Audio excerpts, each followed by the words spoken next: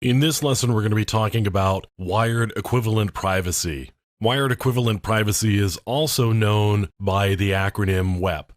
What WEP is a way of doing encryption over a wireless communication stream. So what it provides is something along the lines of a wired connection.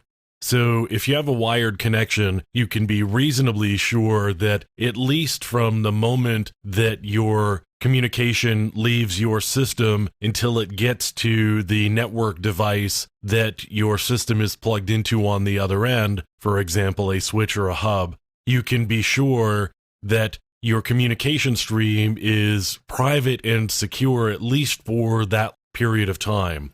Now, with wireless, the moment your communication leaves your system, it's actually out in the air, and anybody with any sort of radio receiver that can actually pick up that particular frequency can receive that transmission and actually see it, assuming that they can decode it. With WEP, what we get is some encryption that gives us the same equivalent level of privacy that we get with a wired connection.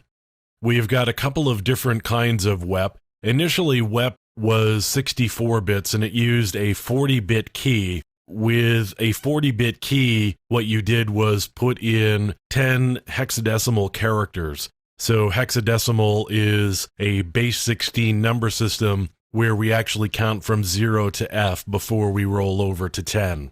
So those 10 hexadecimal digits actually provide us the key that we use to do the encryption. On top of the 40-bit key, there is a 26-character password that can be used, which gets us 128 bits of keying material. When you actually join a WEP network, you'll be asked to give a password, and what it either is typically 10 hexadecimal characters for 40-bit WEP or 26 hexadecimal characters for the stronger WEP. Now, there's some authentication that goes on with WEP as well. You can see here the client is going to send an authentication request to the access point. We get a challenge response from the access point, and then we encrypt the challenge text using the configured WEP key, send it back, and we do that in an authentication request. So the access point then takes a look at the response, figures out whether it matches based on doing the decryption, and if it does, you're authenticated. Now, there are some problems with WEP. It's actually been cracked for several years. There were some problems with the encryption mechanisms that were used. Not going to get into a lot of detail about how it was actually accomplished because we'd be digging deeper into encryption than we probably really want to go into in this particular space. But really, there's a problem with WEP. And so there's a good reason why generally WEP isn't used as much anymore as it used to be. Although you still get the capability of using WEP with a lot of built-in wireless devices. So for example, this is a DSL modem router that is on my home network here. You can see here we've got the ability to change the channel. Underneath that, it says turn WEP on.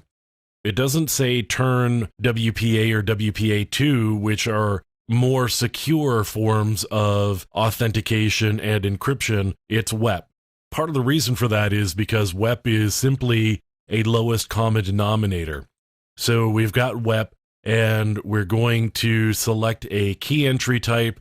It's either going to be hex or ASCII. We're going to do 64-bit or 128-bit, and then we're going to set a key code. That's where we've got a pre-shared key, meaning the key is set ahead of time between the client and the server, and so it's pre-shared. So when we go around to connecting to a particular network that has WEP installed, we would give that pre-shared key in order to connect to the network. And that not only authenticates us, it provides us with a key so that we can actually do the encryption between our system and the wireless access point. Again, we've got the wired equivalent protocol, which gives us the ability to encrypt wireless communication. But again, WEP has actually been broken. There are utilities that are available that will crack WEP packets as long as they get some number of frames that they can look at to look at the encrypted messages, and from that, they can derive the key from all of that material. So WEP is good if you need some very basic level of encryption. If you need something stronger, you should be looking at something other than WEP.